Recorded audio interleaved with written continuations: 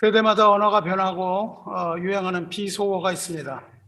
오늘 말씀을 전하기 전에 요즘 영어권 젊은 세대들이 사용하는 비속어 하나 소개하려고 하는데 요즘 많이 쓰는 말이 comfort idol 이라는 말이 유행한다고 하는데 들어보셨어요? comfort idol. 세대가 별로 그렇게 젊은 세대가 아니라 잘 못 들어보셨는지 모르는데, 아이돌이라는 말은 우상이라는 말이기도 하지만 이 사이먼 카넬이라고 유명한 오디션 프로그램 있죠. 거기 제목이 아메리칸 아이돌이었잖아요. 그 쇼가 유행하기 시작하면서 인기 많은 유명인을 가리켜서 아이돌이라는 단어로 굳어졌습니다. 근데 컴포트 아이돌이라는 말은요, 그냥 보고 있기만 해도 좋은 연예인을 말하는 거예요. 보고 있기만 해도 좋은 사람이 있습니까, 여러분? 보기만 해도 마음이 평안해지고 안전함을 느끼고 위로받는 팝스타를 컴포트 아이돌이라고 이야기하는데요. 요즘은 그 중에서도 특히 아이들이 좋아하는 한국의 K-pop 스타를 부를 때 컴포트 아이돌이라고 부른다고 합니다. 이렇게 유명한 연예인을 컴포트 아이돌이라고 하고요. 컴포트 아이돌을 좋아하는 열혈 팬을 스탄이라고 불러요. 스탄이란 말 들어보셨어요? 스탄. 아시는구나. 이 스탄은요, 오래됐죠. 2000년에 가수 에미넴이 유행시킨 노래 제목이 스탄입니다. 스탄인데, 그러니까 아이돌 우상은요, 어떤 걸 의미합니까? 추앙하고 추앙받는 어떤 관계를 아이돌이라고 불러요. 추앙받는 유명 인사를 아이돌, 우상이라고 부르고, 그 아이돌을 추앙하는 추앙하는 사람을 스탠 또는 팬이라고 부릅니다. 그래서 그렇게 한 아이돌을 섬기는 집단을 팬덤이라고 부르죠. 그래서 좀 정치에 관심 있는 분들은 뭐 팬덤 정치인이 그런 얘기 들어보셨을 것으로 합니다. 이러한 현상을 보면서부터 우리는 한 가지를 배웁니다. 우상, 즉 아이돌이라는 것은 우리가 매력을 느끼는 어떤 대상을 말해요. 우리가 매력을 느끼는 어떠한 대상이며 생각만 해도 행복을 느끼며 우리에게 안정감을 제공해주는 그런 어떤 것이 현대의 우상이라는 사실이에요. 여러분이 생각만 해도 좋고 보고만 있어도 웃음 나는 어떤 것이 있습니까? 그렇다면 그것이 여러분의 우상이 될 수가 있는 겁니다. 내가 생각만 해도 좋은 것, 또 보고만 있어도 기쁜 것, 그것이 우상이에요. 여러분이 생각할 때 이것만 있으면 내가 안전할 것 같다라는 나에게 평강을 갖다 주는 그런 어떤 것이 있습니까? 그렇다면 그것이 여러분의 우상일 가능성이 많습니다.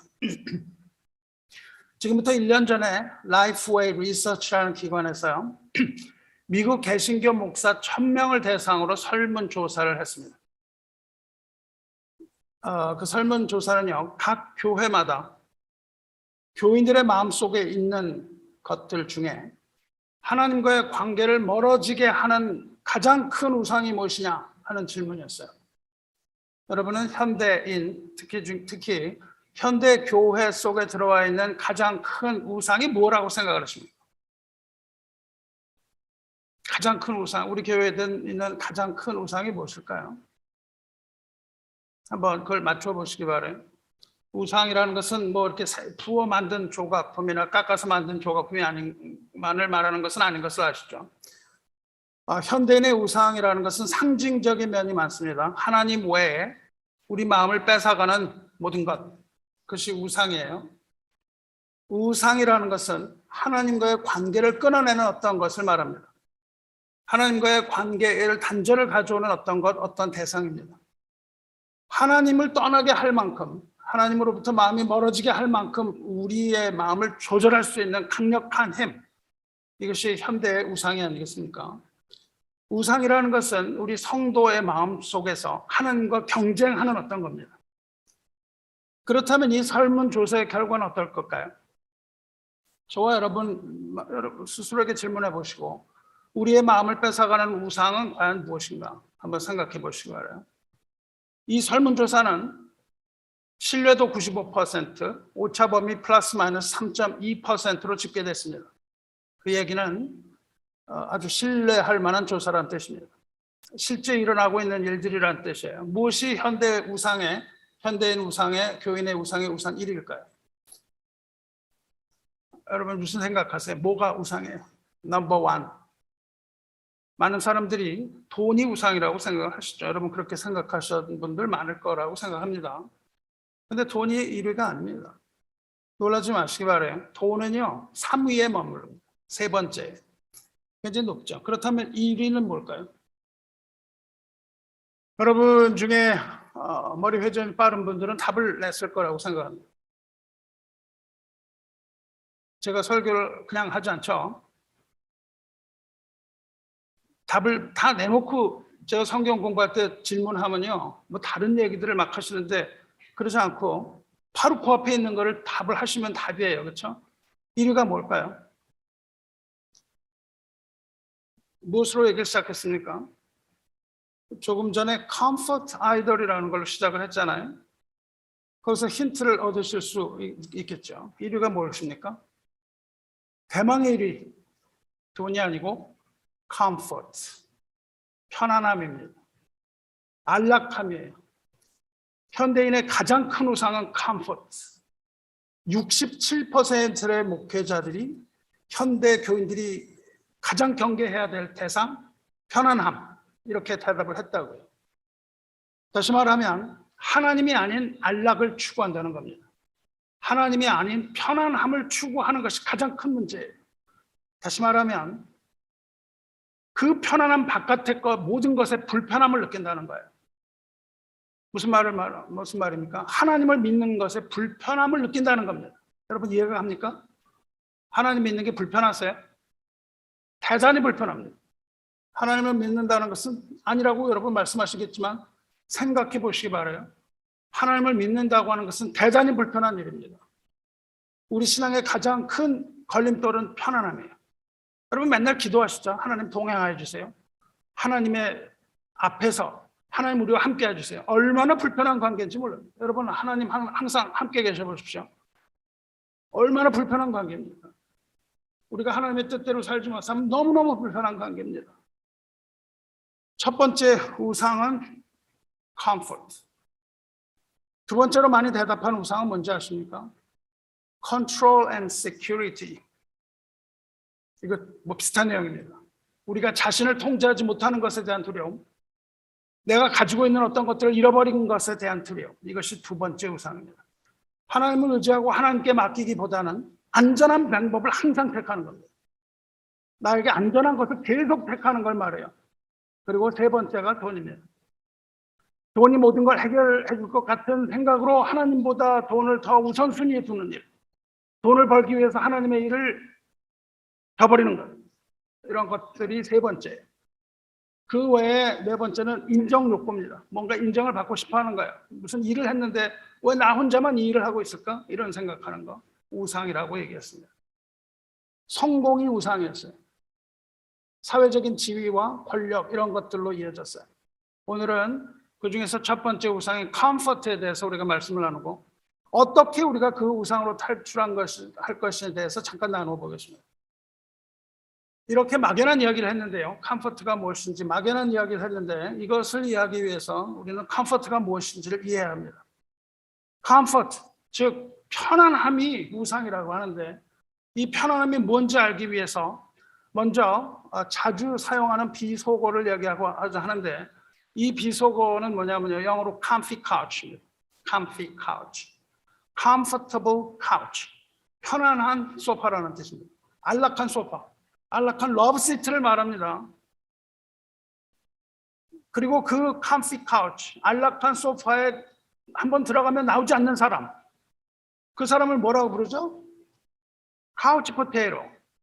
라고 부릅니다. couch potato.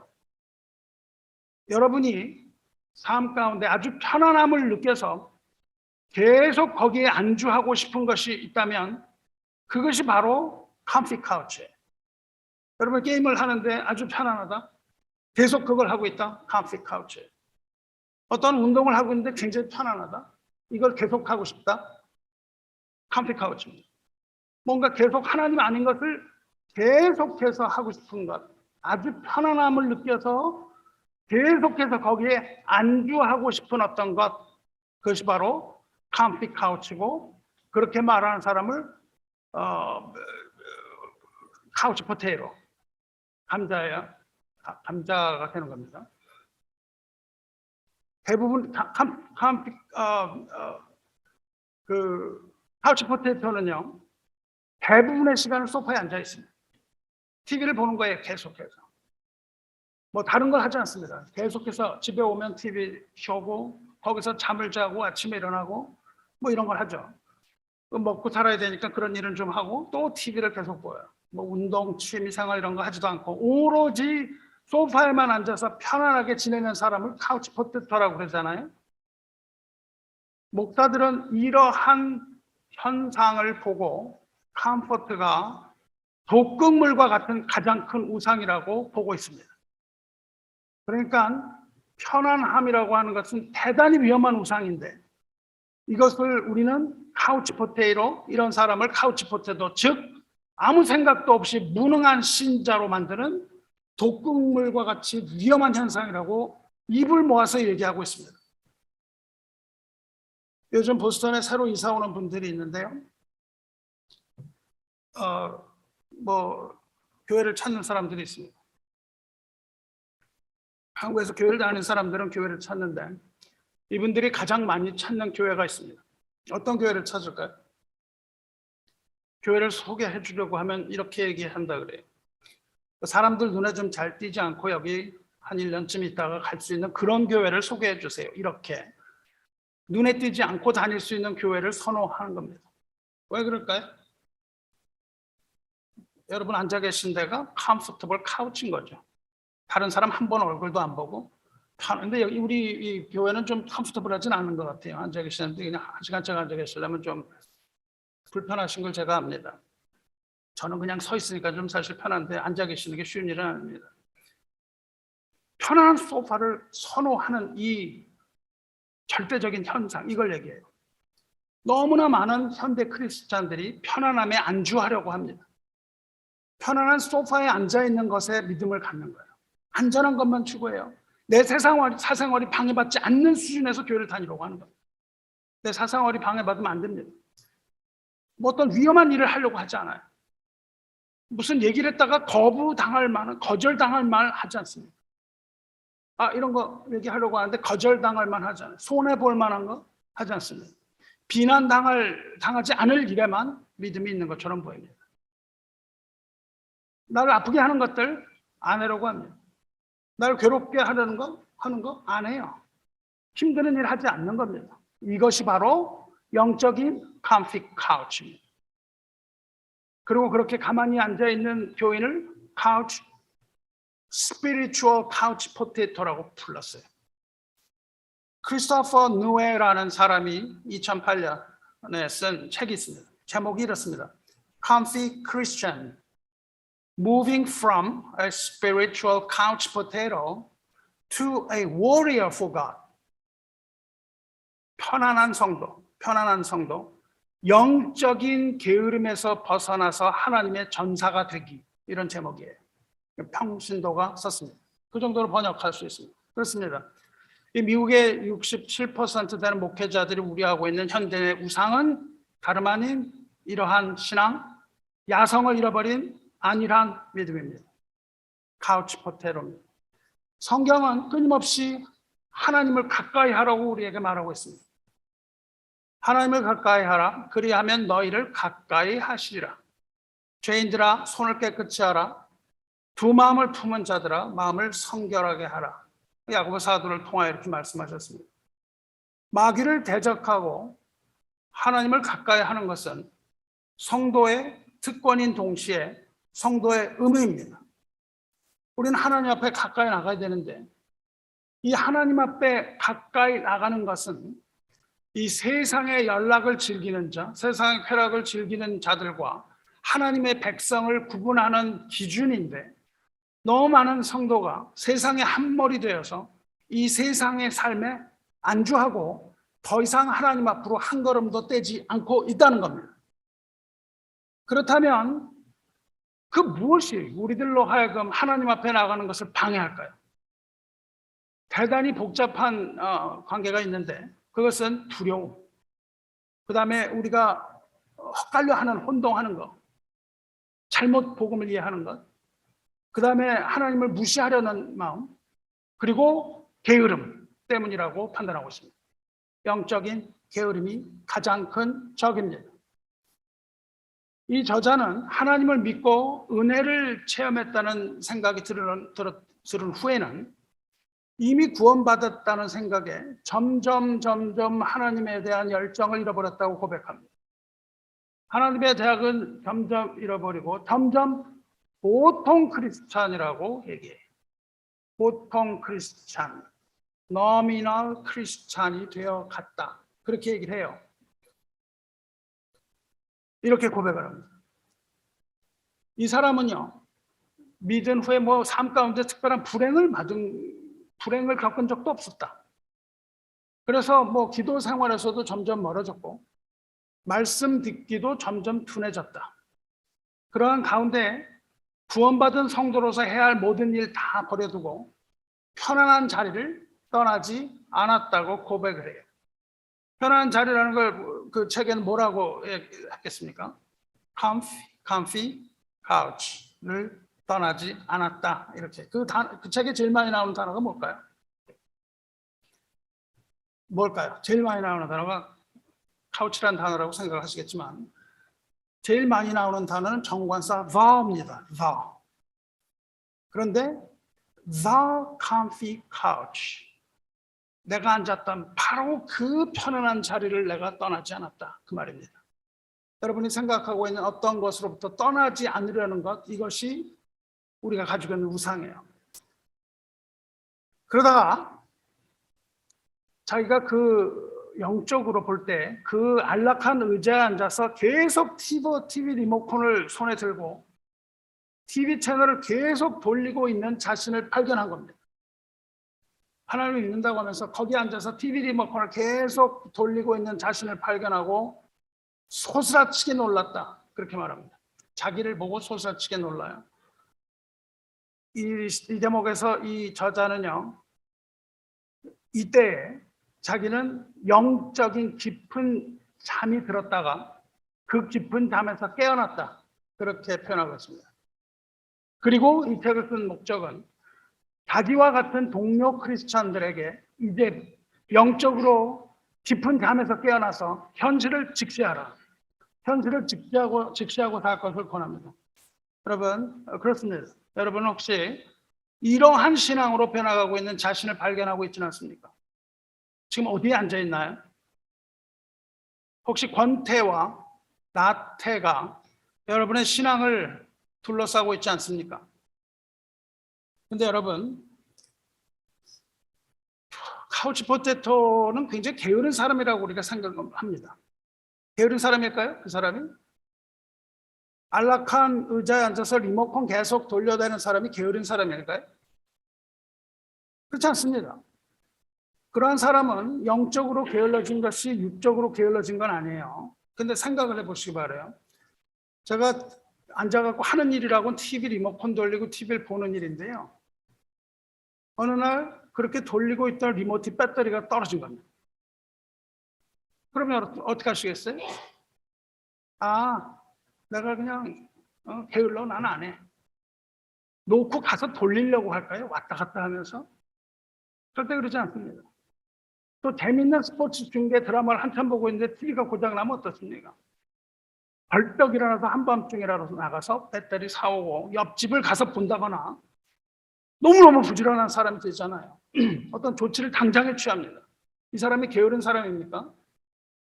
절대 아니죠. 하고 싶은 일은 굉장히 열심히 하는 사람이에요.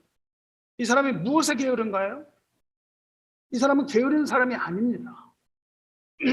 자기가 하고 싶은 일에 있어서 게으른 사람 없어요. 여러분이 하고 싶은 일에서 게으르지 않다고요. 진짜 하고 싶은 건. 무슨 방법을 내서라도 한답니다. 반드시 하고 말아요. 하고 싶은 거를. 제가 유튜브를 보니까요. 이런 문구로 낚시질하는 영상을 본 적이 있어요. 또 슬랭 하나 소개하면 요즘 젊은이들은 이런 걸 갖다가 어그로를 끈다 그렇게 얘기해요. 어그로를 끈다. 놀랍죠? 목사님이 그냥 별의별 걸 다 알고 있네. 어그로라는 말은 아주 자극적인 말로 관심을 끝납니다. 그런 뜻이래요. 이렇게 어그로를 끌어요. 클릭 금지. 그러면서 그건 뭐냐면 무슨 드라마 리뷰예요. 클릭 금지. 잠들기 전에 클릭 금지. 이 클릭을 하면 여러분의 한밤중 시간을 다 날려보냅니다. 너무너무 재밌어서 그냥 밤을 새고 이걸 보게 됩니다. 이런 거예요. 그럼 여러분 클릭을 해요, 안 해요? 저는 절대 클릭을 안 합니다. 그런 거는.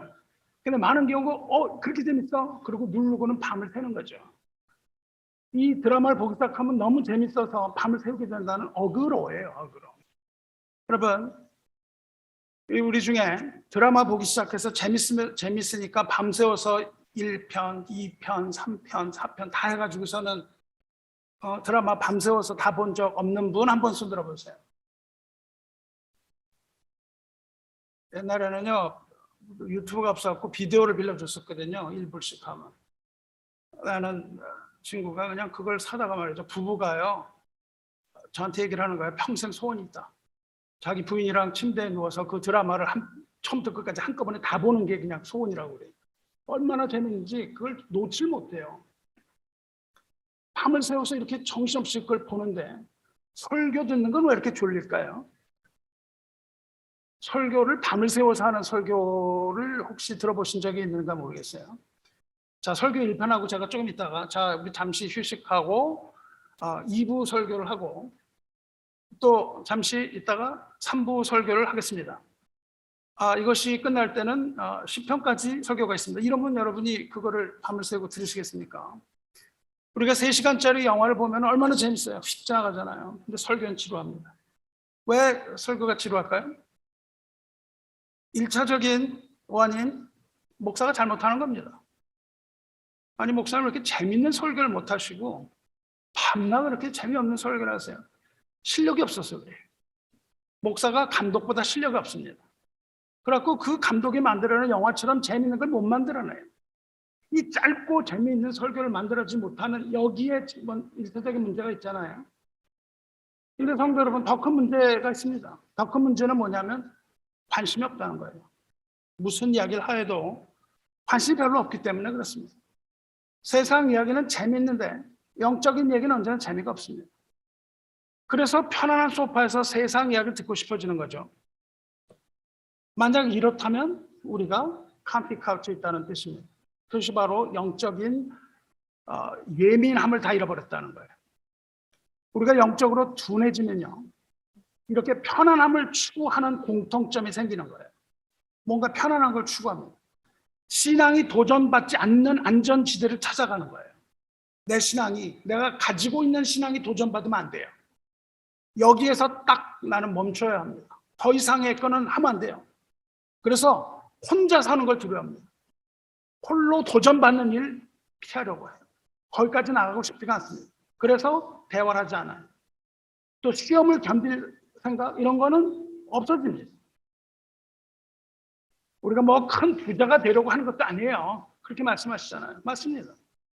뭐 내가 큰 욕심 내려는 것도 아닙니다. 뭐 가장 좋은 음식점에서 내가 밥을 먹겠다는 것도 아니에요. 다만 우리는요, 아침에 일어나는 순간부터 잠자리에 드는 순간까지 변화를 싫어해요. 편안함을 추구합니다. 어제 살았던 삶을 그냥 살아야 돼요. 이 편안함을 추구하는 것. 더 이상의 어떤 변화가 없는 것. 여러분이 제가 여러분한테 선교지로 가십시오.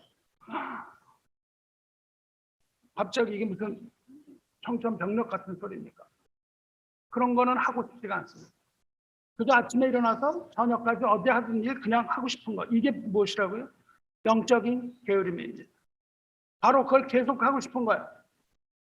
그렇지만 이 편리함, 편안함은요, 우리의 영성을 무디게 하는 주범입니다. 이 편안함 때문에 우리 영성이 무디어지는 거예요. 매일매일의 삶 가운데. 세상에 안주하는 순간 영적으로 잠이 드는 거예요. 영적으로 게을러지면요, 불편한 거를 피합니다. 도전적인 걸 피하는 거예요. 더 이상 그런 걸 듣고 싶지도 않습니다. 무엇이 도전적이고 무엇이 불편할까요? 성경 말씀이 성경에서 가르치는 모든 것이 다 불편합니다. 성경 말씀은 너무너무 불편한 말씀들이 한번 들어보시길 바라요. 불편한지 편안한지. 모이기를 패하는 어떤 사람들의 습관과 같이 하지 말고 오직 권하여 그날이 가까움을 볼수록 더욱 그리하라. 아니 목사님 한 번 얘기하시면 다 알아요. 뭘 몇 번씩 맨날 그 얘기를 하세요? 자꾸만 들으면 불편해집니다. 그렇죠? 세 계명을 너희에게 주노니 서로 사랑하라. 내가 너희를 사랑한 것 같이 너희도 서로 사랑하라. 어때요? 계속 설교를 이걸 돌리면서 TV 보듯이 이게 편안한 말인가요? 서로 사랑하라는 거 굉장히 편안하세요? 대단히 불편합니다. 듣고 싶지 않아요. 서로 친절하게 하며 불쌍히 여기며 서로 용서하기를 하나님이 그리스도 안에서 너희를 용서하신 것 같이 하라. 편안한가요? 편안하세요? 이런 말을 계속 들을 때 대단히 불편하죠. 그럼 이런 말씀은 어떻게 들리세요? 두려워하지 말라 내가 너와 함께함이라. 놀라지 말라 나는 네 하나님이 됨이라. 내가 너를 굳세게 하리라. 참으로 너를 도와주리라. 참으로 나의 의로운 손으로 너를 붙들리라. 불편하세요? 불편하네요. 두려워하지 말라. 난 두려워하고 싶은데 그냥 맨날 두려워하지 말라고 그러세요. 이렇게 들리세요? 편안하죠? 위로가 되죠? 내가 내 손이 수고한 대로 먹을 것이라. 내가 복되고 형통하리로라. 불편합니까? 편안하죠. 만일 우리가 불편한 것에 귀를 막고 듣기 싫어지면 우리는 영적으로 병들었거나 잠을 자고 있거나 이 편안함에 중독되는지 살펴봐야 되는 겁니다. 듣고 싶은 것만 들리는 거예요. 그래서 이렇게 말합니다. 목사님, 세상에서 살기도 힘든데 왜 교회에서까지 그렇게 힘들게 하세요? 교회 위로받으러 나왔지 무슨 야단 맞으러 나왔습니까? 이렇게 말하죠. 이것은 신자에게 있어서 대단히 위험한 일입니다. 우리의 신앙을 갉아먹는, 우리의 신앙을 좀먹는 독극물이에요. 오늘 읽은 누가복음이 바로 이런 점을 경계하고 계신 겁니다. 이 대목에 이르러서 9장에 이르러서요. 주님께서는 십자가의 길을 가시기 전에 제자들에게 그 모든 것을 다 가르치고 계세요. 그리고 여기부터 누가는요. 예수님께서 예루살렘으로 가신다고 반복하여 말합니다. 예루살렘으로 가시는 거예요. 예루살렘으로 가시는 주님. 예루살렘으로 가시는 동안 산에 앉으셔서 이렇게 말을 하셨다. 그렇게 말해요. 9장의 시작은요. 예수님께서 그렇게 말씀하시는 것은 이제 예수께서 십자가에 못 박히시기 전에 12 제자를 파송하여 전도 훈련시키시는 부분이에요. 복음을 전하며 병을 고치며 제자들의 일어나고 있는 일을 들은 헤롯이 두려워하는 일이 발생하므로 복선이 깔립니다. 그 후에 예수님 당하실 일에 대한 복선이 딱 잠깐 들어가요. 그리고 그 후에 예수님께서 기적을 일으키세요. 오병이어 같은 큰 기적을 일으키시고 거기에서 예수님이 누구신가를 밝히세요. 그래서 베드로에게 물어보십니다. 너희는 나를 누구라 하느냐 하니까 베드로가 주는 그리스도라는 아주 위대한 신앙 고백을 하죠. 예수님이 누구신지 밝혀지는 제목이에요. 그리고 예수님께서는 이제 메시아로서 하나님의 아들이고 메시아라는 고백을 받아낸 다음에 이제 메시아로서 또 하나님의 아들로서 걸어가야만 하는 그 길을 얘기하세요. 거기에 이르러서 얘기하십니다. 걸어가셔야만 하는 십자가의 길, 고난의 길, 그리고 제3일에 부활할 것 이런 것들을 말씀하세요. 그리고 본문으로 이어지는 거예요. 예수님이 앞으로 당할 일을 이야기하세요. 그리고 본문으로 이어집니다. 본문에서는요 8일 후라고 되어 있는데 약간의 시간이 흐른 후에 베드로, 요한, 야고보 이 세 제자를 데리고 산으로 올라가시죠. 그리고 거기서 예수님의 용모가 영광스러운 모습으로 변화하였다고 되어 있고 라이프 모임에서 나누셨습니다. 이 사건을 트랜스피겨레이션이라고 불러요. 이것을 예수님의 변화산 사건이라고 부르는데 이 예수님의 변화산 사건은 복음서에 나오는 주님의 5대 이적 중에 하나입니다. 여러분 5대 이적이 무엇일까요? 5가지 기적이 있습니다. 성경에 나오는 5가지 기적이 있습니다. 뭐 이 5가지 기적이 뭔지를 여러분 잘 아셔야 되는데, 우리가 교파가 굉장히 많지만 이 많은 교파들이 믿는 것도 다양하지만 이 5가지를 믿지 않으면 이단이 됩니다. 그걸 판단하는 기준에 들어가요. 그 뭡니까? 첫째로 뭐예요? 성육신. 예수님이 독생자로 나셨다. 이것을 믿지 않으면 모든 성경이 다 어그러집니다. 이것을 믿지 않으면 안 돼요. 제일 어렵죠? 이게 가장 어려운 것 중에 하나입니다. 그리고 십자가의 순환이 이적입니다. 십자가의 죽으심이 이적이에요. 그리고 예수님 부활하신 것이 이적입니다. 그리고 승천하신 것을 이적으로 쳐요. 그리고 마지막 5번째, 이것이 예수님의 변모하신 모습, 이것을 5대 이적이라고 부릅니다. 그리고 예수님이 그렇게 변화되신 산을 변화산이라고 부르는데, 이 사건은 무엇을 얘기하냐면요, 예수님이 하나님의 아들이라는 것을 이야기해요. 그리고 장차 순환을 받고 죽으실 것이라는 것을 예언합니다. 그리고 그 후에 다시 영광을 받으실 것이라는 것을 아버지의 음성으로 증언해 주시는 부분이에요. 굉장히 중요한 부분입니다. 우리는 여기서 천국의 영광 중에 계신 주님의 모습을 바라보게 됩니다. 그리고 다시금 재림하실 주님의 영광스러운 그 모습을 우리는 간접적인 믿음의 눈으로 바라보게 되는 대목이에요. 근데 이 세 제자를 데리고 예수님이 산에 올라가셔서 기도를 하십니다. 기도를 하실 때 주님의 용모가 변화되고 옷이 휘어져서 광채가 났다, 이렇게 기록이 되어 있어요. 그때에 모세와 엘리야가 거기에 나타나서 예수님과 이야기를 하는 장면이 나와요. 모세와 엘리야 2사람이 나오는데, 모세는 누구입니까? 모세는 율법의 대표입니다. 그리고 엘리야는 구약 선지자의 대표입니다. 그러니까 율법의 대표와 선지자의 대표가 다 주님 앞에 나와요. 그래서 율법과 예언으로 시작됐던 이 옛 언약이 이제 그리스도의 복음으로 완성되는 것을 보여주는 장면입니다. 그러니까 바톤 터치를 하는 장면이에요. 다시 말해서 모세와 엘리야의 사역이 무엇이었냐 하면 그리스도의 새 언약을 준비하는 사역이었다는 걸 보여줘요.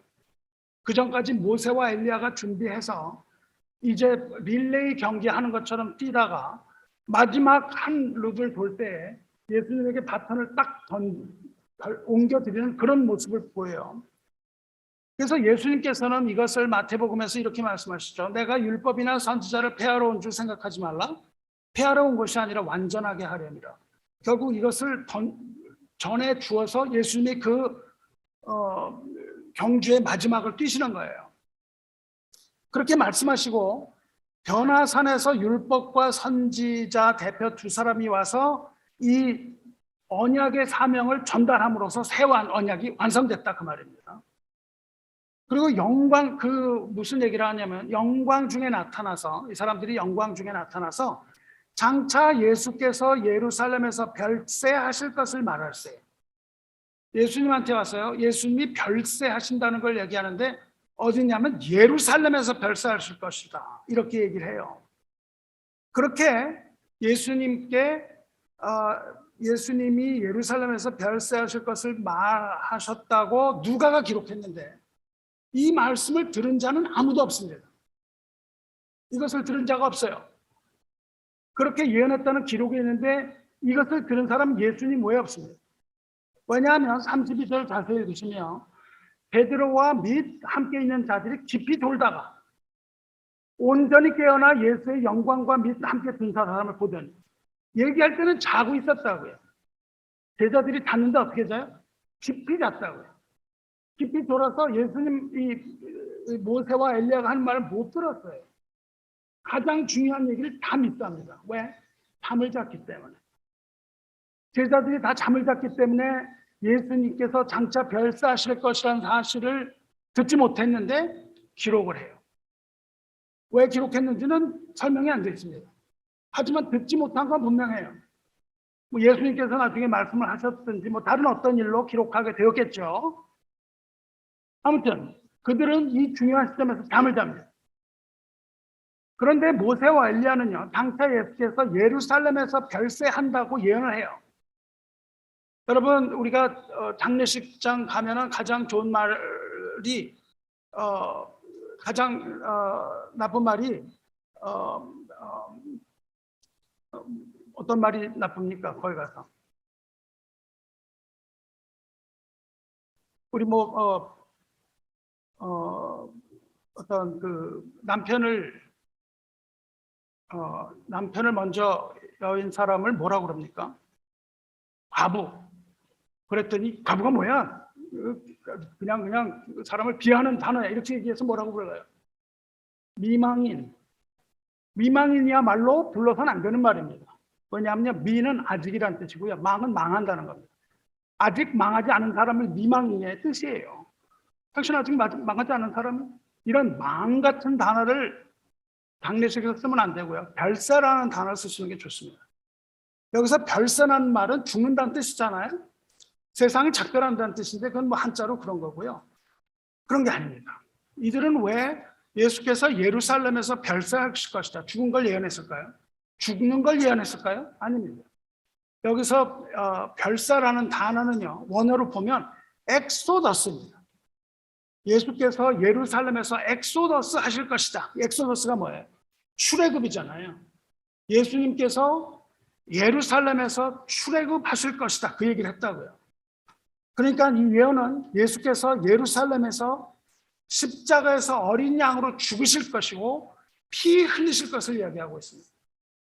본질적으로 예루살렘에서의 죽음은 이스라엘 백성을 구원한 것 같이 예수님의 죽음은 죄와 죽음으로부터 인류를 구원하시는 그리스도의 구속을 말하는 거예요.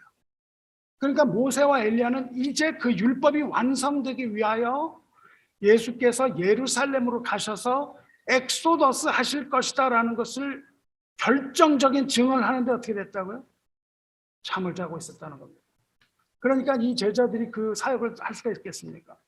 결론적으로 모세와 엘리야의 모든 사역은 뭘 준비하는 거예요? 어린 양 예수의 죽음을 예비하는 것이었다는 것을 알 수 있어요. 그래서 모세를 통해서 그걸 미리 보여주시는 겁니다. 예루살렘은 어떤 곳입니까? 십자가와 순환과 부활의 장소고 예수님의 전도 여행은 지금부터 뭐라고요? 예루살렘을 향하여 가는 길. 이걸 계속 보여주고 있어요. 제자들은 깊은 잠에 빠졌습니다. 이 잠은 물론 영적인 깊은 수강에 빠진 거죠. 그 중요한 예루살렘의 별세의 내용을 놓칠 정도로 이 일은 처음이 아니고 겟세마네 동산에서도 비슷한 장면이 연출됩니다.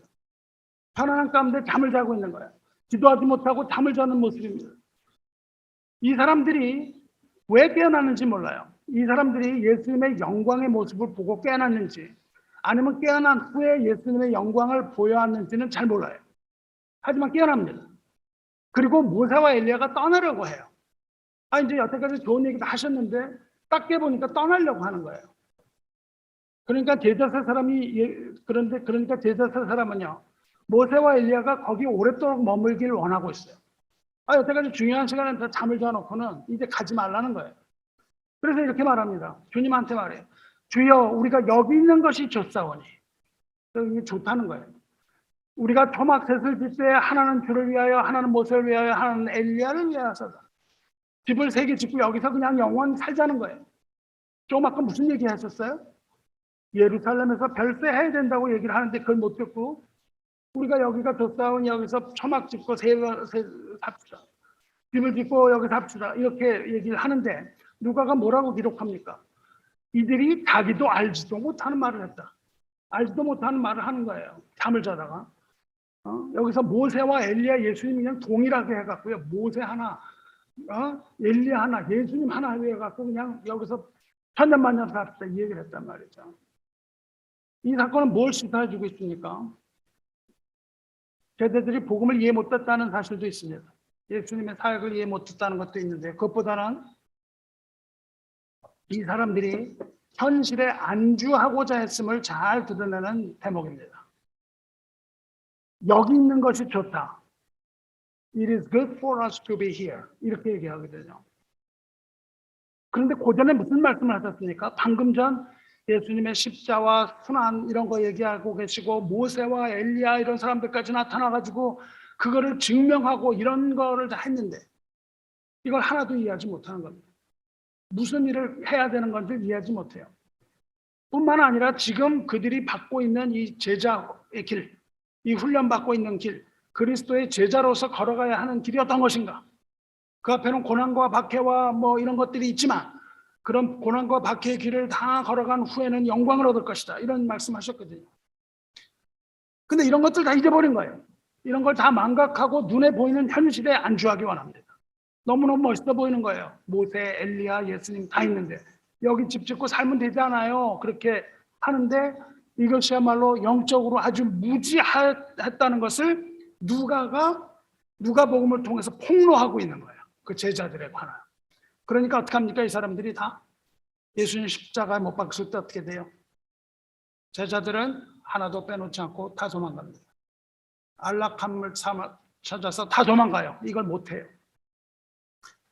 베드로와 함께 있던 자들이 깊이 졸다가 온전히 깨어나 그렇게 그들이 영적으로 무지하고자 하고 안주했던 사실이 무엇 때문이에요? 영적인 담에 빠졌기 때문입니다. 더욱더 선명하게 누가가 그것을 오늘날 우리들에게 말해주고 있는 거예요. 이렇게 참을 자서는 안 되는 것이죠. 이렇게 우리 설교할 때도 가장 중요한 걸 할 때는 그냥 주무시면 안 되는 거죠. 그 옆에 무슨 인트로 이런 거 좀 주무셔도 돼요. 중요한 얘기를 하려고 그러면은 이렇게 인사를 하고 계시는 이런 모습을 보면 이건 참 중요한 큰 문제죠. 영적인 잠, 이게 우리를 얼마나 무지하게 만드는지 모릅니다. 이것이 복음을 방해하는 거예요. 예수님 가지 말라는 거잖아요. 예수님 거기 가시면 안 된다는 거잖아요. 우리와 함께 여기 편안한 곳에서 살자 이거예요. 이게 얼마나 복음을 방해하는 건지 우리는 깨달아야 돼요. 하나님의 백성이 무지할 때 복음을 방해하고 깨뜨리는 겁니다. 우리가 바로 복음을 방해하는 주범이 되는 거예요. 복음을 알지 못할 때.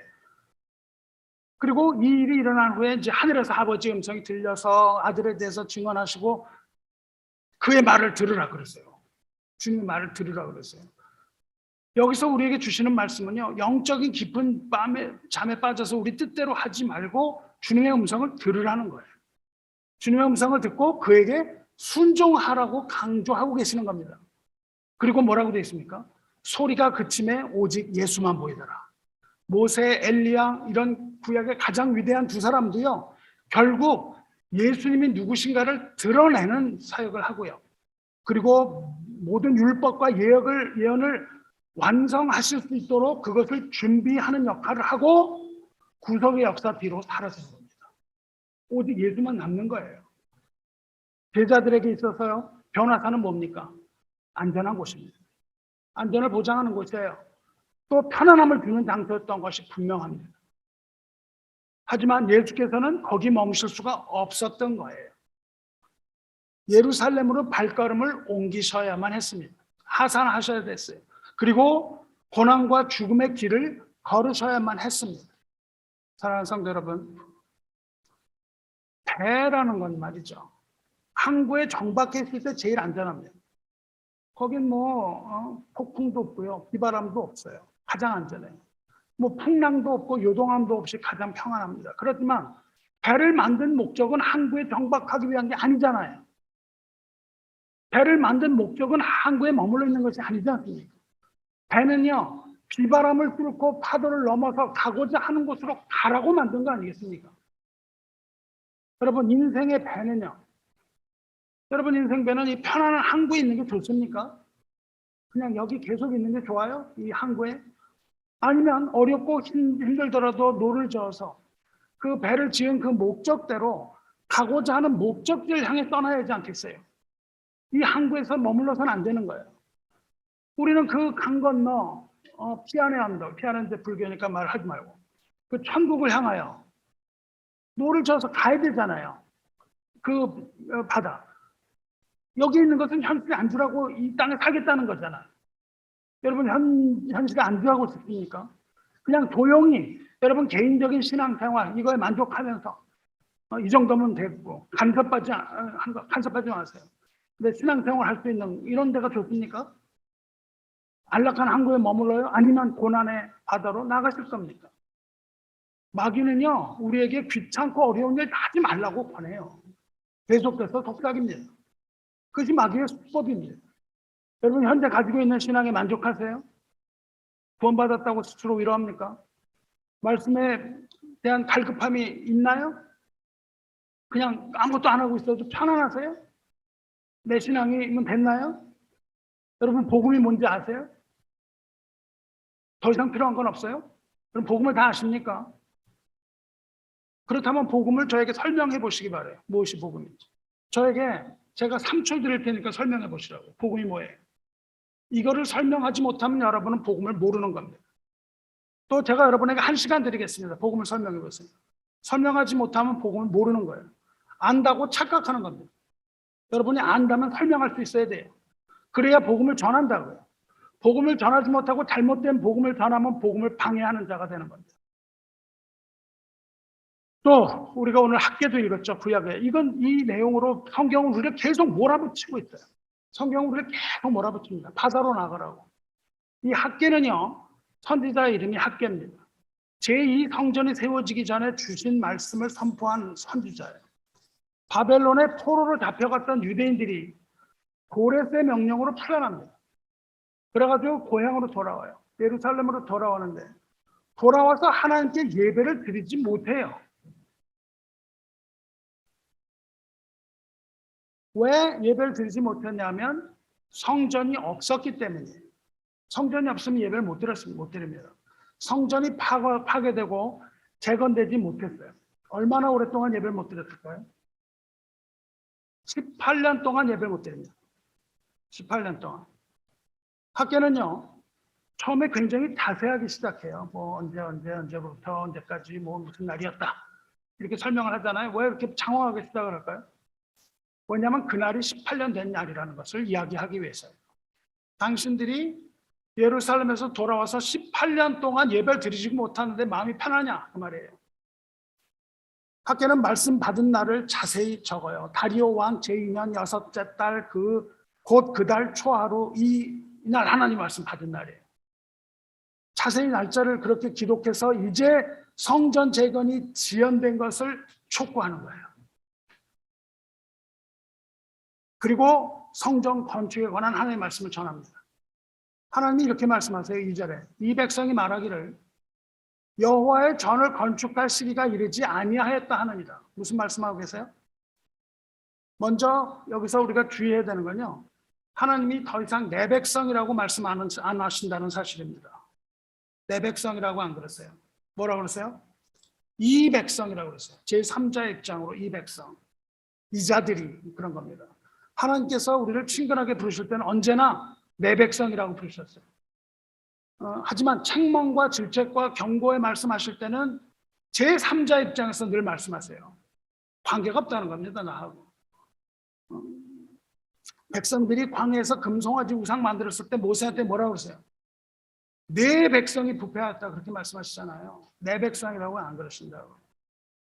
왜 이 백성이라고 여기서 그렇게 말씀하시냐면 그들이 아직 여호와의 전을 건축할 시기가 이르지 않았다고 말하기 때문이었다는 겁니다.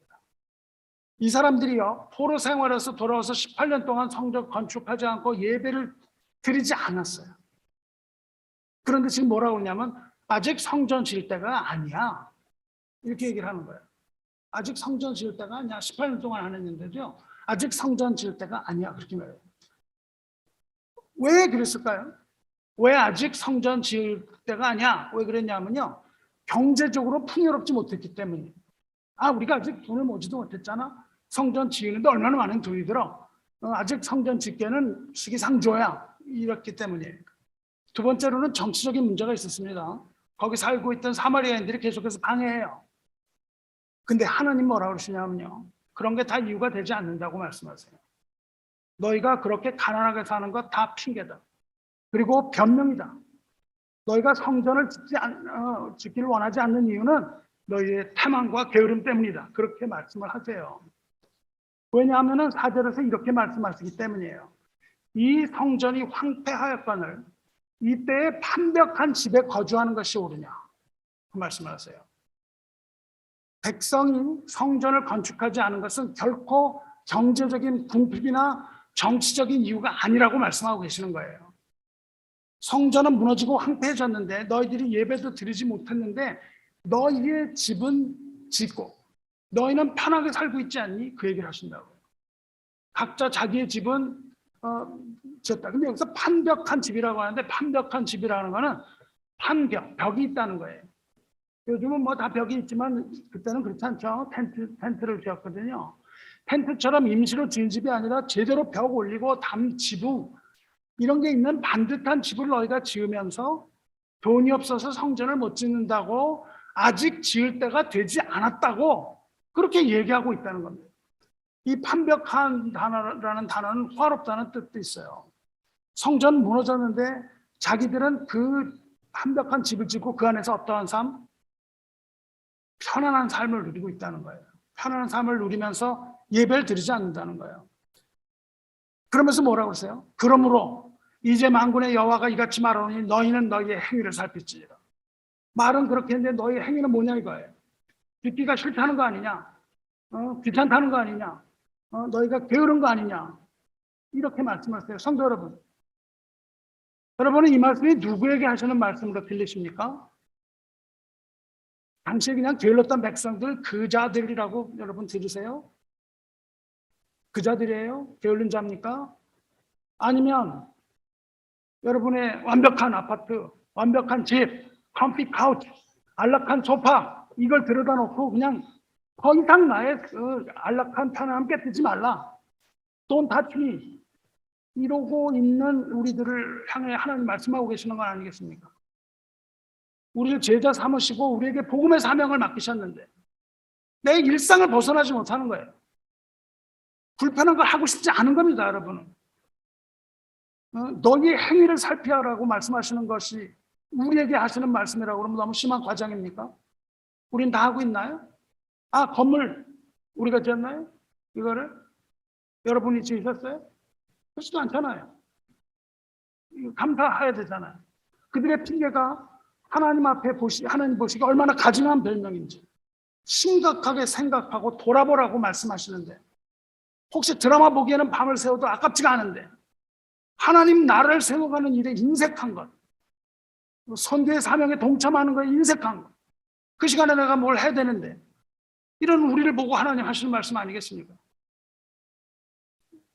리모컨을 고치는 거에는 내가 시간을 하고 TV 고치는 일은 마다하지 않으면서 하나님 나라의 일에는 태만한 우리를 향한 말씀 아니겠습니까?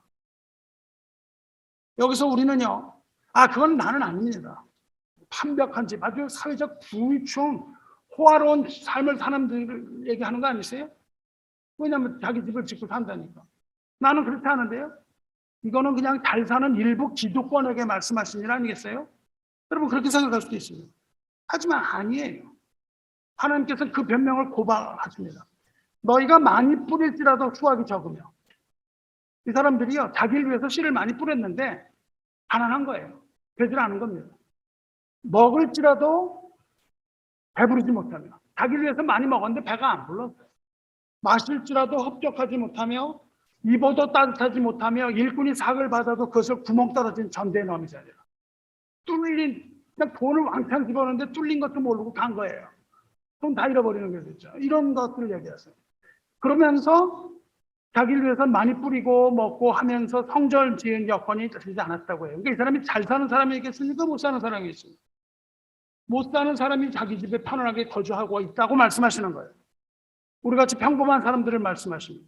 그들이 자기들을 위해 많이 뿌렸고 많이 먹었고 많이 마셨고 많이 입었다. 너희들을 위하여 그렇게 말씀하세요. 하나님을 섬기기보다는 자기의 유익을 챙기렸다 하는 그 탐욕을 하나님이 고발하고 계시다고요. 그런데 왜 그렇게 됐을까요? 왜 그렇게 뿌렸는데도 수확이 적고 그랬어요? 하나님이 그렇게 하셨다는 겁니다. 9절 보세요. 너희가 많은 것을 바랐으나 도리어 적었고. 많은 것을 바랬어요. 근데 많이 못 받았다고. 너희가 그것을 집으로 가져갔으나 내가 풀어버렸느니라. 나 만군의 여호와가 말하노라. 이것이 무슨 까닭이냐? 왜 이렇게 못 사냐 이거예요. 너희가 왜 이렇게 못 사냐? 내 집은 황폐했을 때 너희가 각각 자기의 집을 짓기 위하여 빨랐습니다. 너희가 너희의 유익을 위하여만 살았기 때문에 내가 그것을 너희가 가진 모든 것을 헛되게 만들었다 이거예요. 하나님의 것이 아니고 자기의 유익을 챙긴 거. 하나님을 소홀히 대하면서 자기를 위해서 많은 것을 원했지만 많이 얻지 못했고, 많은 것들을 집으로 가져갔지만 하나님은 바람을 불어서 날려버리셨다는 겁니다. 어떻게 보면 참으로 불공평한 하나님 같습니다. 왜냐하면 실제로 그들이 부유했던 것도 아니잖아요. 부유했던 것도 아닌데 왜 그 적은 소득마저도 하나님은 바람에 나는 겨처럼 백성들에게 유익을 주지 못하도록 그렇게 하셨겠어요. 그런데 우리는 이걸 보면서 깊이 공감해야 합니다. 하나님은요, 그럼에도 불구하고 완벽한 집에 살 수 있도록 허락하세요. 우리가 우리의 유익을 구하기를 하는데요. 우리에게 먹을 것, 우리가 살 것, 우리가 지낼 것, 우리가 입을 것, 이런 것들을 다 허락하신다고요. 근데 우리가 그것을 하나님을 위하여 한 것이 아닌데도 하나님은 이것을 질책하면서 하나님 불쌍히 여기셔서 우리들이 지낼 것, 먹을 것, 이런 걸 다 주시는 하나님이라는 것을 우리는 공감을 합니다. 이거를 읽으면서 아주 공감을 해요. 하나님의 자녀가 하나님의 나를 섬기지 않고 하나님의 뜻에 거슬리는 일을 할 때 일이 잘 풀리지 않습니다. 안 풀려요. 하나님은 그럴 때마다 우리를 불편한 감으로 끄집어내시는 걸 우리는 봅니다. 편안한 자리를 자꾸 꺼내세요. 하나님은 우리가 하나님의 자녀가 세상의 편안함에 몸을 묻는 것을 원치 않아요. 그래서 하나님은 하늘에서 그 컴피 카우치를 소파를 불태워 버리시는 겁니다. 내가 의지하는 이런 것들을 하나님이 뺏어가세요. 그래서 우리를 불편한 자리로 자꾸 몰아내시는 거예요. 그 불편한 자리가 뭐예요?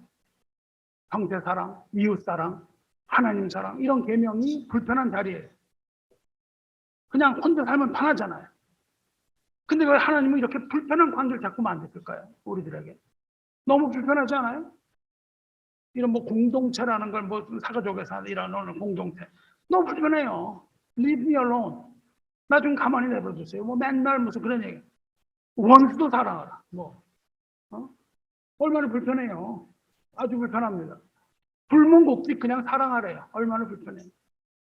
뭐 땅끝까지 가서 복음을 전하래요. 얼마나 불편해요. 난 여기 살고 싶은데.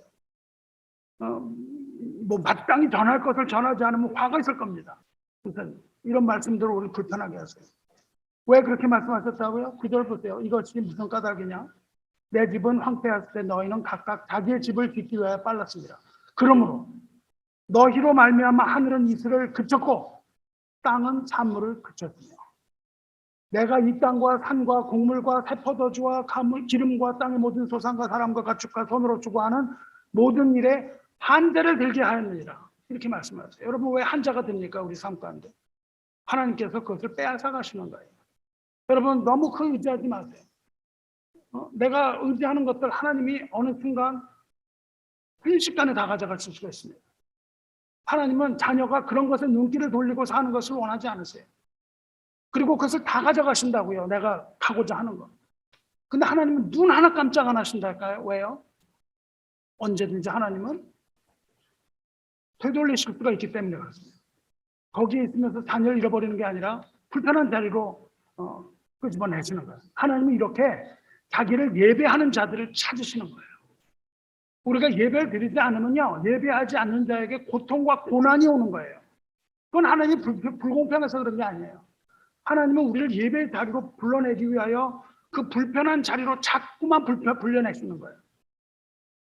형제와 예배 드리러 가다가 형제와 불화가 생기면 화해하고 오라고 그러시잖아요.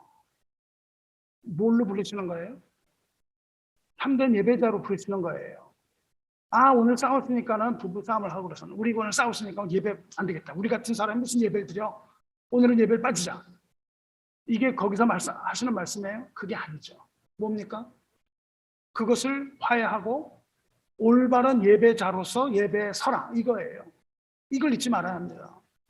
하나님은 왜 이렇게 성전 지으라고 독촉을 하세요? 하나님이 뭐 그게 없으면 뭐 어떻게 되세요? 성전이 없으면? 왜 이렇게 독촉을 했을까요? 간단합니다. 예배가 바로 백성인 의미 동시에 백성이 받을 복이기 때문에 그래요. 성전이 있어야 복을 주시는 겁니다. 그래서 그 자리로 불러내시는 거예요. 우리가 하나님의 일을 하는 건요, 뭐 의무가 아니에요. 의무가 아닙니다. 왜 우리가 하나님의 일을 해요? 그것이 우리의 기쁨이기 때문에 하는 거예요. 그것이 바로 하나님의 복이 흐르는 통로예요. 왜 우리가 예배를 드립니까? 예배를 안 드리면 뭐 우리가 나쁜 일이 생겨서 그래요? 왜 예배를 드려요, 여러분? 왜 예배를 하나님의 자녀가 예배를 포기하지 못할까요? 어떤 일이 있어도 예배를 포기 못합니다. 어떤 일이 있어도 예배를 포기 못해요. 왜요? 예배가 나를 지켜주시고 예배가 나에게 기쁨을 주시기 때문에. 선교를 왜 해요? 죽어가는 영혼을 내가 구원을 해야지. 이래서 선교를 하세요? 아닙니다. 우리 개혁교회는요, 그렇게 선교하라고 가르치지 않습니다. 왜냐하면요, 우리가 선교하는 이유는요, 우리가 전도하는 이유는요, 하나님이 그걸 기뻐하시기 때문이에요. 하나님이 그걸 다른 이유가 없습니다. 하나님이 기뻐하시기 때문에 하는 거예요. 그때에 우리에게 기쁨을 주신다고 말씀하시는 거예요. 그것이 이유입니다. 사랑하는 성도 여러분, 주님의 일을 하시기 바라요. 세상에 어떤 것도 예배 위에 두시지 말아요. 왜냐하면 하나님이 그것들을 다 불어버린다고 말씀하셨어요. 하나님은 예배를 방해하는 모든 것들을 다 치워버리신다니까요. 하나님의 사랑하는 자녀가 예배를 방해하는 모든 걸 다 치우십니다. 우리가 만약에 편안한 소파에 앉아서 믿음을 떠내려 보내고 있다면 하나님은 인생의 폭풍을 불러오시는 겁니다. 바람을 불러오시는 거예요. 그래서 고통의 늪에 빠지게 해서라도 우리를 참된 예배의 자리로 불러내시는 거예요. 왜냐하면 우리에게 기쁨을 주기 위하여. 하나님의 백성으로 불러내시는 거예요. 그 어떤 값을 치르더라도 하나님은 눈 하나 깜짝 않고 하시는 그런 하나님인 것을 보았습니다. 그리고 말씀하세요. 9절, 8절. 너희는 산에 올라가서 나무를 가져다가 성전을 건축하라. 산에 가서 나무를 해오래. 그리하면 내가 그것으로 말미암아 기뻐하고 또 영광을 얻으리라. 이렇게 말씀하세요. 여호와가 말씀하세요. 이 사람들은 경제적으로 어려웠어요. 여러분, 솔로몬이 성전을 질 때 어떻게 했죠? 다윗이 어떻게 했습니까? 백향목, 레바논의 백향목을 가져오고 그런 찬란한 걸 다 가져왔어요. 근데 이들은 지금 그렇게 여유가 있는 자들입니까? 아닙니다. 지금 포로 생활에 돌아가서 자기 살기도 힘든 자들이. 근데 더구나 하나님이 불어버리셔서 더 못 사는 사람들이에요. 하나님은 그걸 긍휼히 여기십니다. 바람을 불어서 그것을 다 날려버렸다고 말씀하시지만 하나님은 불쌍히 여기세요.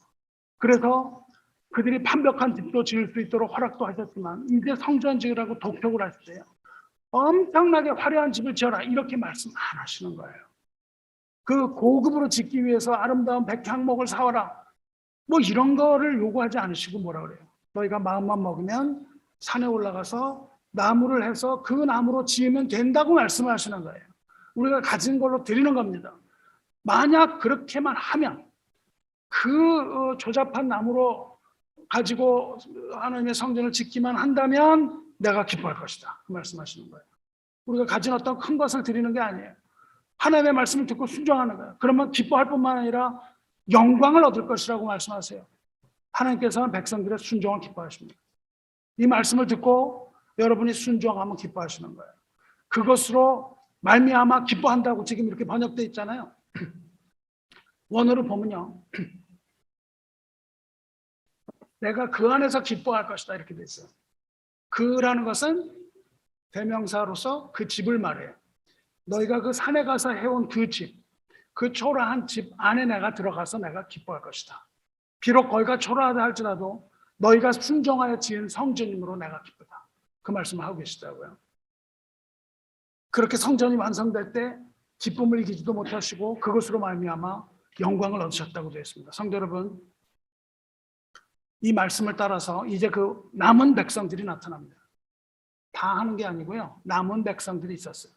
이 남은 백성들이 하나님을 경외하고 감동이 되어서 성전 공사를 시작합니다. 그때 하나님이 말씀하세요.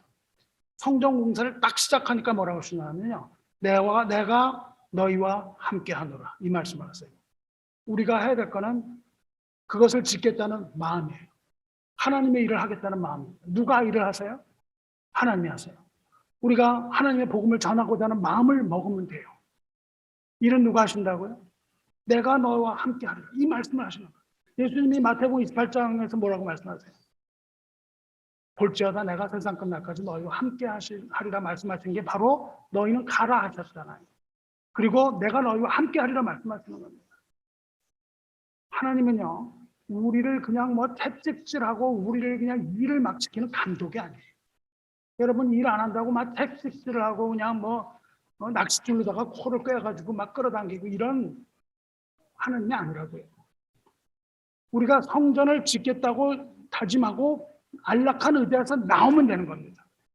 편안한 의대에서 나오는 거예요. 그리고 하나님을 섬기면 하나님이 함께 하셔서 그 모든 일을 다 이룬다고 말씀하시는 거예요. 이것이 바로 임마누엘 하나님의 방법이에요. 우리를 끊임없이 거기서 끌어냈습니다. 우리가 알다시피 성전은 무엇을 의미합니까? 그래서 말하는 성전, 그것은 곧 궁극적으로 주님이 세우신 주님의 몸입니다. 성전은 몸이에요. 성전은 교회예요. 뿐만 아니라 성전은 주님의 몸일 뿐만 아니라 성전은 교회일 뿐만 아니라 성전은 우리 자신이에요. 여러분 옆에 앉아있는 형제가 예수를 믿는다면 그 형제가 바로 주 안에 있는 형제, 자매가 하나님의 성전이에요. 그러면 그리스도 안에서 누리게 되는 모든 백성 또한 하나님의 성전입니다. 그리고 그 모두가 다 하나님의 나라에 속한 거예요. 참된 성전은 곧 그리스도고 교회는 그리스도의 몸이고 진리의 기둥이며 터인 교회가 하는 일은 뭐예요? 주님의 사랑을 실천하고 하나가 되어서 복음의 깃발을 높이 드는 겁니다. 이게 교회가 해야 되는 일이에요. 그런데 이것을 위하여 하나님께서 구원하시고 우리를 부르셨다는 거예요.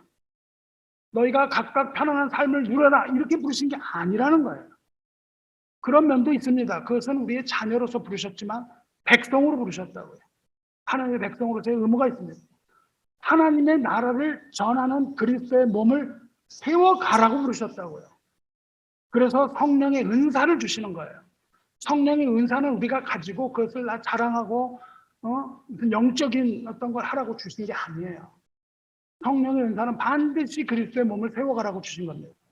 우리가 은사를 받고 모든 은혜를 다 받았으면 그리스도의 몸을 세워가야 하는 거예요. 그리스도의 몸을 무너뜨리는 자가 되면 안 되는 겁니다. 그리스도의 몸을 세우라 그랬더니 그리스도의 몸을 허는 이런 자가 되면 되겠습니까? 안 되는 겁니다. 이것이 저와 여러분을 향한 아버지의 뜻이라고요. 아버지의 뜻은 아들을 보고 믿는 자마다 영생을 얻는 이것이니 마지막 날에 내가 이를 다시 살리라 이렇게 말씀하셨거든요. 아버지의 뜻은 뭐예요? 구원으로 구원받게 하는 복음을 전하라 이거잖아요.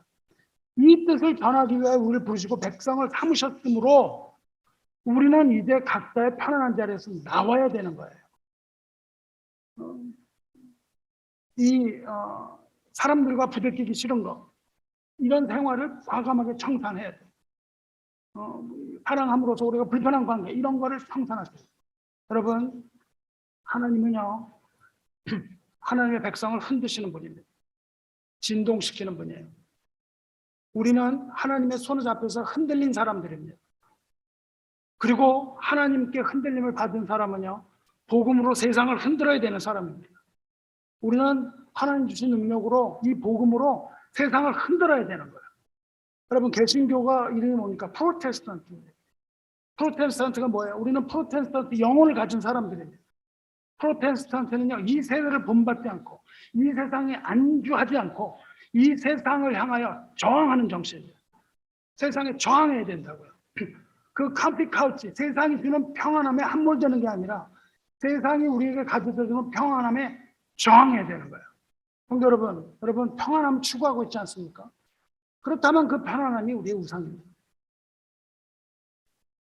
우리를 위해 만든 우상은 어떠냐 하면 우리에게 편안함을 줘요. 우리가 만든 우상은 반드시 우리에게 편안함을 줍니다. 자신을 속이지 마시기 바래요. 나는 자유로운 영혼이다 이렇게 말해요. 자유를 얻어야 탐진합니다. 내가 하고 싶은 걸 하는 거예요.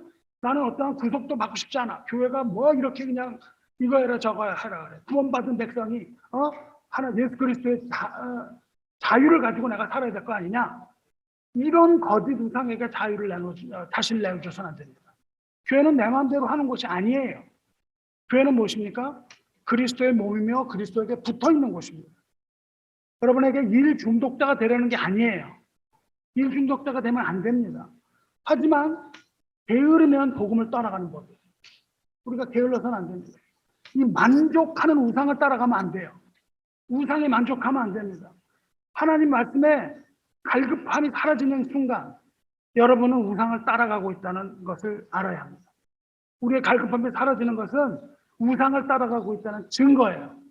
여러분이 교회 뭐 이런 것들 그냥 다 안 하면서도 편안한 마음을 가지고, 여러분이 뭐 삶 가운데 힘들어서 시간이 안 될 경우도 있겠죠. 하지만 그것이 여러분이 편안함을 느낀다면 문제가 있는 겁니다. 아무렇지도 않으면 문제가 있는 거예요.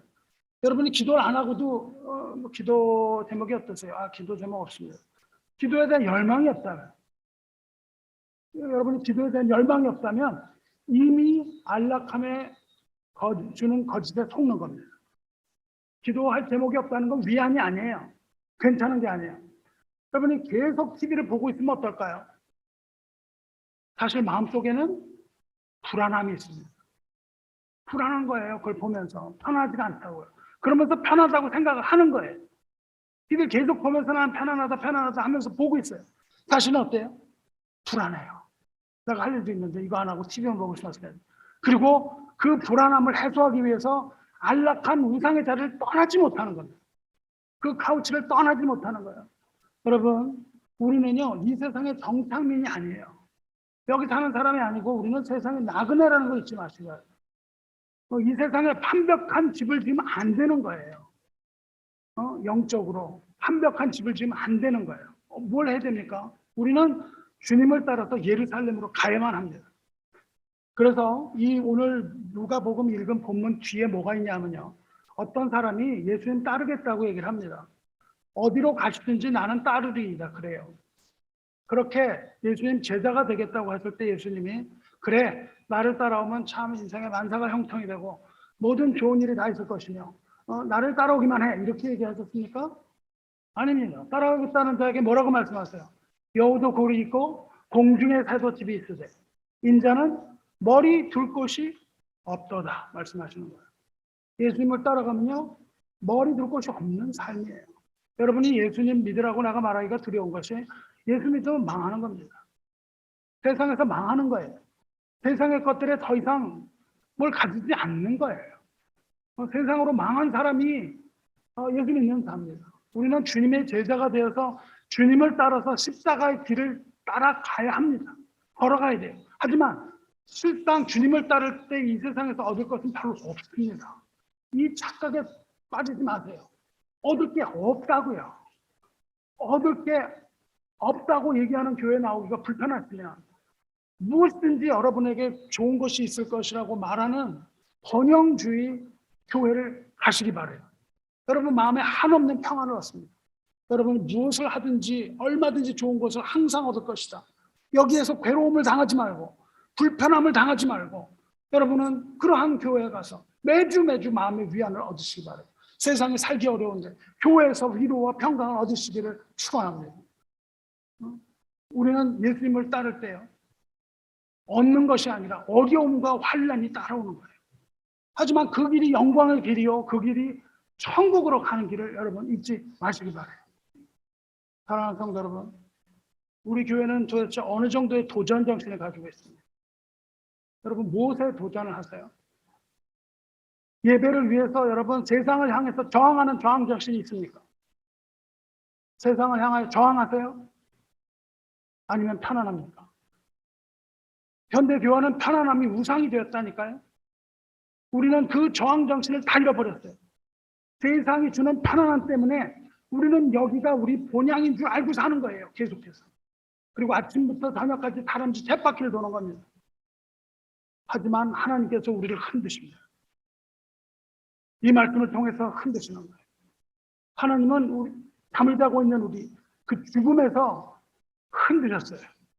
이 잠을 자고 있는 자들을 흔드셔서 깨우십니다. 죽음에 잠을 자고 있는 자들을 흔드셔서 깨우셔서 생명을 주셨어요. 그리고 생명이 유지될 수 있도록 하나님은 계속해서 흔드시는 거예요. 하나님이 흔드실 때 어떻게 됩니까? 우리의 죄가 드러나는 겁니다. 이 불편한 말을 들을 때마다 우리의 죄가 드러나는 거예요. 그리고 하나님이 흔드실 때마다 이 세상이 정화되고 교회가 정화되는 겁니다. 여러분, 여러분이 세상에 안주하면 나타나는 특징은 변화를 거부하는 겁니다. 여러분, 이 주보에서 뭐 하나만 제가 바꾸면 그 다음날 카톡이 들어옵니다. 아니, 왜 그게 그렇게 되는 건지 혹시 잘못하셨나요? 피아노 제가 여기 있던 거 이 롱디라고 그러잖아요. 당장 그 다음에 들어옵니다. 뭐 성과되는 여기 변화를 시도하는 거예요. 근데 주님은 어떻게 하셨어요? 편안한 점에서 우리를 끌어내시는 거예요. 그리고 말씀하십니다. 나를 따르라 말씀하시는 거예요. 그렇게 흔들기 위해서 하나님께서는 교회를 세우시고 목회자를 세우셨습니다. 그래서 하나님께서는 하나님의 말씀을 선포하게 하셨어요. 오늘 제가 전하고 있는 말씀이 저에 대한 원망으로 돌아오지 않고 잠자고 있는 여러분의 영혼을 깨우는 각성의 말씀이 되기를 바라면서 이 말씀을 준비합니다. 했습니다. 교회와 목회자의 사명은 무엇입니까? 교회와 목회자의 사명은 하나님의 말씀으로 성도를 위로하는 것입니다. 너희는 위로하라 내 백성을 위로하라 말씀하셨어요. 그러나 헛된 것으로 위로해서는 안 됩니다. 교회의 목회자의 사명은 동일한 그 하나님의 말씀으로 성도를 불편하게 만들어야 하는 겁니다. 하나님의 말씀으로 여러분이 불편함을 느끼셔야 돼요. 불편하게 해서 아멘이라는 소리가 나오지 않게 돼야 되는 거예요. 불편하게 해서 그 안락의 우상으로부터 끌어내라는 사명을 받은 겁니다. 그게 목회자의 사명이에요. 여러분의 마음을 얻기 위해서 좋은 이야기 하라고 부르심을 받은 게 아니에요. 그랬을 거면 저는 이미 이런 것들을 다 하지 않았을 겁니다. 더 좋은 인상을 주고 더 좋은 이야기를 듣는 것이 얼마나 많이 있는지. 하지만 하나님은 불편함으로 끌어내는 자리를 맡기셨다고요. 누군가는 해야 될 거 아닙니까? 누군가는 그 불편한 대로 흔드시는 것을 하나님의 막대기를 붙들어야 되지 않겠어요? 복음은요, 결코 하나님의 자녀를 편안하게 내버려 두지 않습니다. 죄인이 진리와 부딪히는데 어떻게 편안할 수가 있겠어요? 우리가 진리와 부딪혔는데 어떻게 편안함을 가질 수 있겠습니까? 진리와 부딪힌 죄인, 진리와 죄인의 관계는요, 아주 불편한 관계예요. 복음의 불편함을 거부하지 마시고 그리스도 안에서 회개하고 하나님께서 말씀하시는 그 불편함을 받아들이고 수용하고 복음에 순종하시기를 주님의 이름으로 축원합니다. 말씀하시겠습니다. 사랑하는 성도 여러분, 오늘 얼마나 불편하셨습니까? 엄청 불편하죠? 얼마나 불편한 말씀으로 마음으로 말씀 드셨습니까? 그렇다면 하나님께 감사하시기 바랍니다. 우리를 불편함으로 이끌어내고 우리를 흔드시는 하나님께 감사하시기 바랍니다. 선지자 학개에게 말씀하신 것처럼 이 불편한 자리로 불러내신 하나님은 반드시 우리와 함께할 것이라고 약속하시기 때문입니다. 우리가 이 불편함을 이기고 우리가 그 자리에서 일어나면 하나님이 우리와 함께 하신다는 거예요. 더 이상의 불편함은 없습니다. 거기에 진정한 위로와 진정한 평화와 감사와 기쁨이 거기서 일어나는 거예요. 여러분, 편안함의 우상 컴포트 아이디어를 순종하고 있습니까? 아니면 우상의 말에 저항하고 있습니까? 여기가 좋사오니 말하지 마시고 이제 편안한 그 산에서 내려오시기 바라요. 그리고 편안한 산에서 내려와서 세상으로 들어가야 합니다. 그리고 그 편안한 소파에서도 나와야 돼요. 리모컨을 버리고 이제 나와야 합니다. 복음 안에 들어가서 말씀 안에 나오고 충성된 복음의 일꾼, 새 언약의 일꾼으로 돌아가시기를 주님의 이름으로 축원합니다. 하나님께서는 우리를 불편함과 고난과 시험의 자리로 불러내시지만 감당 못할 만한 고난과 시험을 허락하진 않으십니다. 시험 당할 즈음에 또 피할 길도 준다고 하셨어요. 불편한 자리로 가지만 감당 못해서 쓰러질 정도는 아닙니다. 우리에게 약간의 불편함을 주세요. 그리고 우리로 하여금 주 안에서 모든 그것들을 다 능히 감당하게 하시고 무엇보다도 우리와 함께 하실 것입니다. 선하신 하나님의 이름을 찬양합니다. 할렐루야. 기도하겠습니다.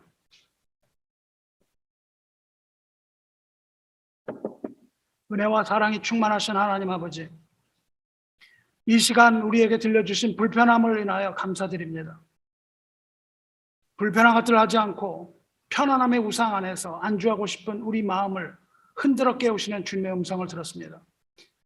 이제는 우리 교회가 깊은 잠에서 깨어나서 흔드시는 하나님의 손길을 따라 주님이 가신 복음의 길을 걷고 또한 땅끝까지 복음을 전하라는 주님의 명령을 만홀히 여기는 가증한 교회가 아니라 주님의 계명을 지키고 주님의 복음을 증거하는 깨어있는 새 언약의 일꾼으로 거듭나게 해주시기를 앙망하나이다. 우리가 불편한 일을 하지 아니려 했음을 주 앞에서 회개합니다. 불편한 관계 때문에 서로 사랑하지 못했습니다. 용서하여 주시옵소서. 불편한 복음의 말씀을 들으려 하지 않았던 것도 회개하오니 용서하여 주시옵소서. 나 자신만의 영역을 그어놓고 그 안에서 자기만의 삶을 살려 했던 것도 주께서 기뻐하시는 것 아님을 알았사오니 용서하여 주시옵소서. 하나님의 집이 황폐했음에도 불구하고 우리가 판벽한 집에 사는 것이 옳지 않사오니 자기 집을 먼저 세우는 것이 아니라 하나님의 집을 먼저 세우는 부지런한 마음을 허락하여 주시옵소서. 세상 우상이 주는 어떤 것도 다 거짓 평안임을 깨달아 알게 하여 주시옵소서. 참된 평화와 참된 위로는 오직 우리 주 예수 그리스도 안에서 누리는 의와 평강과 기쁨인 것을 알았사오니 참된 위로자이신 보혜사 성령께서 우리를 위로해 주시고 우리의 눈물을 닦아 주시며 우리에게 평안을 내려 주시옵소서. 우리가 평생 따라가야만 하는 그 좁은 길, 십자가의 길을 걸으신 우리 주 예수 그리스도의 존귀하신 이름으로 감사 기도드리옵나이다. 아멘.